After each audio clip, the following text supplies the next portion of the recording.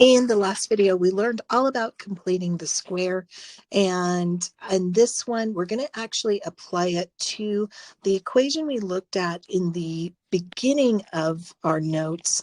This is the one that we know is not factorable into two binomials. So this is where we can use completing the square to actually figure this out. Okay. All right. So let's go ahead and do this process. So let's take a look at what it says to do. Move all of the constants to the right of the equal, leave a blank for the missing square. So here we go. We're going to add that 22 to both sides, and we're going to leave that blank. So x squared minus 16x, and then we're going to have our plus blank equals, and it looks like 22. Okay, then we're going to complete the square. We're going to get that c is equal to, it's half of b, which is negative 16 over 2, so half of b, and then we're going to square that number. So that's going to be negative 8 squared. That always ends up being a positive number, so it's 64. And I should have put a blank over here too. So we get 64, and we're going to add 64 to both sides. Let's simplify that. We've now got x squared minus 16x plus 64 is equal to 22 plus 64 is 86.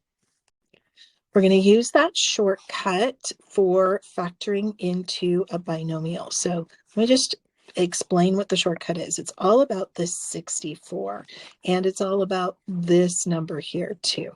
So there's two places where you can find that. It's also because this was negative. That is the reason why we're about to get a negative in this next step. So it's going to be x minus 8.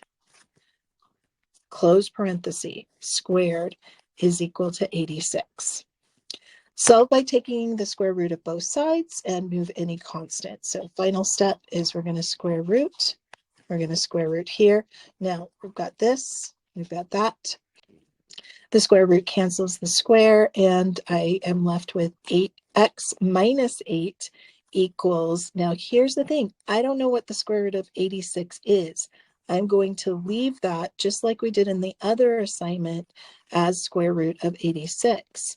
And then I get x minus 8 equals negative square root 86. But we still have these constants here. So it does say we need to move any constants. So I'm going to add 8 to both of these equations. All right, so here we go. We're going to add the 8. I need to move something out of my way there. There we go. And we've got plus 8 here and plus 8 here. These will cancel. I get x equals, got 8 plus 86. And then over here, I've got plus 8 and plus 8. I've got x equals 8 minus 86. So, our square root of 86. I apologize. I should have said square root there. Those are my two solutions. Now, two things I want to point out is notice the constant goes before the square root. Constant goes before the square root. That negative came from that 86 right there. Let's look at one more example just to kind of hammer it into your head. Notice there's extra practice problems down here. If you'd like to try those on your own, you can, but we will be doing those in class together. I also have some other good news for you. We are not going to do this example, so you can just press it up.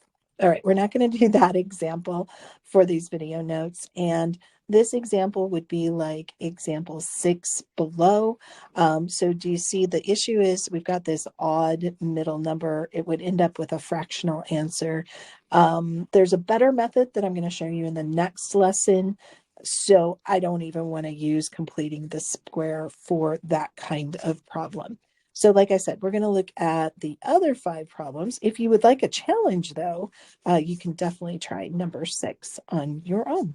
So let me know if you have any questions, but for the most part, we are done with 9.3 until I see you back in math class.